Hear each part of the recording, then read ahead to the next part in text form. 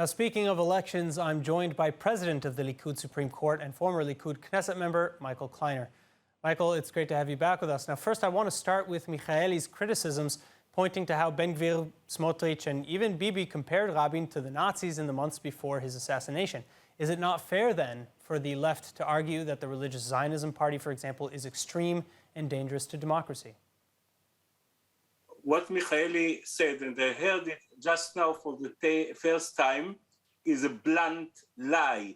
Those slogans with a picture of SS or Nazi other signs was held by an agent of the Shabak, Avishai Ben Chaim, or Avishai something, Avishai Raviv, and he was then tried and convicted for it, and it was a provocation. And she knows it.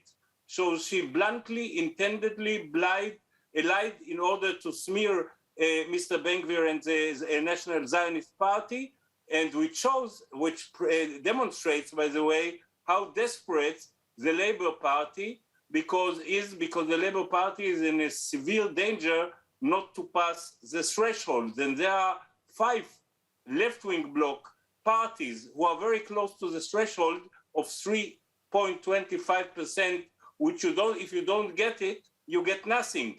And if one of them will stay under, will not cross the threshold, it means Netanyahu will win the election by 62 votes if nothing changes, because the 4 seats from the left will be extracted, and we will divide it statistically 2 to the right and 2 to the left.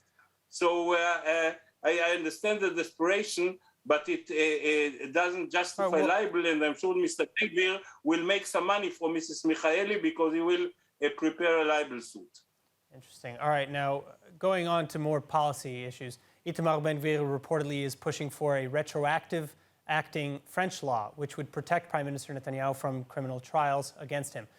First, do you think that he'll be able to pass such a law? And second, do you think that this announcement will galvanize voters for the religious Zionism party and for the Likud, or drive them away?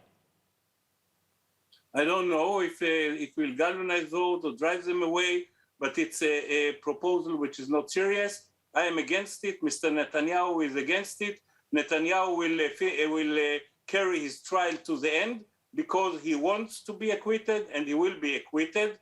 And so the French law will not be enacted, at least not retroactively, and will never, anyway, it will not apply to Benjamin Netanyahu. Well, and also, I mean, Bezalel Smotrich, who is Ben Gvir's partner in the party, also says that he does not agree with this demand anyway. So are we seeing some sort of rift forming? Why would Ben Gvir go out of his way to make this suggestion when nobody is seemingly agreeing with him? Don't take seriously declarations made by politicians 2 days before election. All right. Well, now the Haredi parties also are seemingly fighting to keep their voters from defecting to the religious Zionism parties. What do you think inspired these defectors to begin with? And if the religious Zionism party comes out with a stronger than expected showing, how might they lord it over the Likud? There were some remarks or leaks that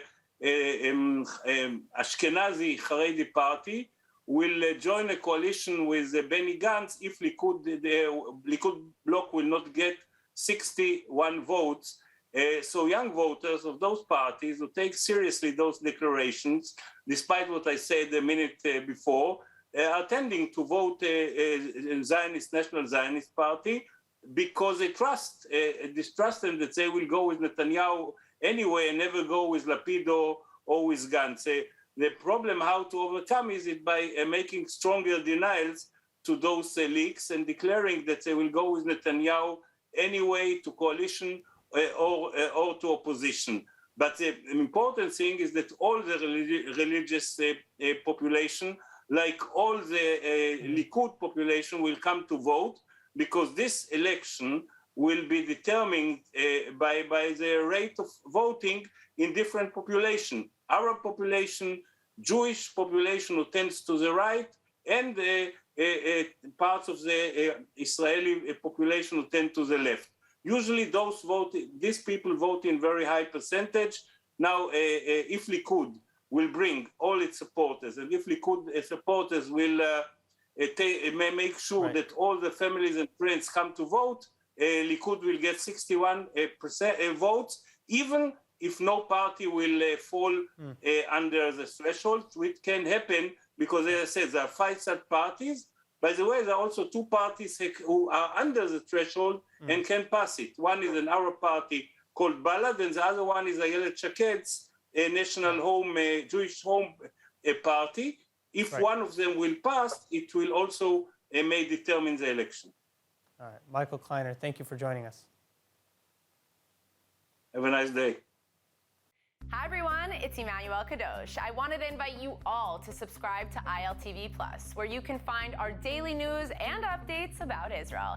And not only that, but live feeds, entertainment, our kosher food show, and so much more. Needless to say, your subscription to ILTV Plus helps us grow and create more content while also supporting the state of Israel. Our app is available on all platforms and devices, so I'll see you guys there.